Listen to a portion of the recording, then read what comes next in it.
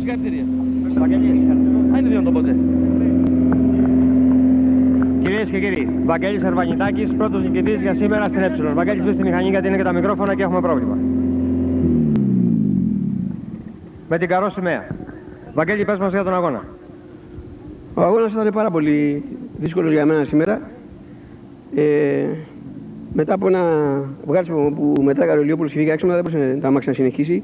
Με τα χίλια ζόρια το οδηγούσα, έχει στραβώσει μπροστά. Αλλά εν πάση περιπτώσει κατόρθωσα και τερμάτισα.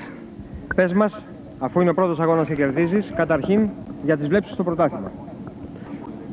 Οι βλέψεις είναι δύσκολα να απαντήσω, αυτή δεν μπορώ να πω. Γιατί, έχεις κερδίσει ήδη έναν αγώνα. Δεν έχει σημασία, εμένα δεν με ενδιαφέρει ο αγώνας, με ενδιαφέρει να γίνονται σωστοί αγώνες. Αλλά αυτή τη στιγμή δεν γίνονται σωστοί αγώνες. Για ποιο λόγο? Για αυτά που είδατε και δεν τα αναφέρατε. Είναι αγώνας και μέσα σε έναν αγώνα μπορούν να γίνουν πολλά πράγματα. Η οργάνωση προσπαθεί για το καλύτερο. Η οργάνωση δεν βλέπει τίποτα. Βλέπει. Δεν βλέπει. Άμα βλέπει, ας έβλεπε. Εσύ πες μας τις βλέψεις για το πρωτάθλημα. Καταρχήν θα κάνω το χόμπι μου. Θα κάνω το χόμπι μου όποτε θέλω να τρέχω και όποτε θέλω δεν θα τρέχω. Πρωτάθλημα δεν με ενδιαφέρει.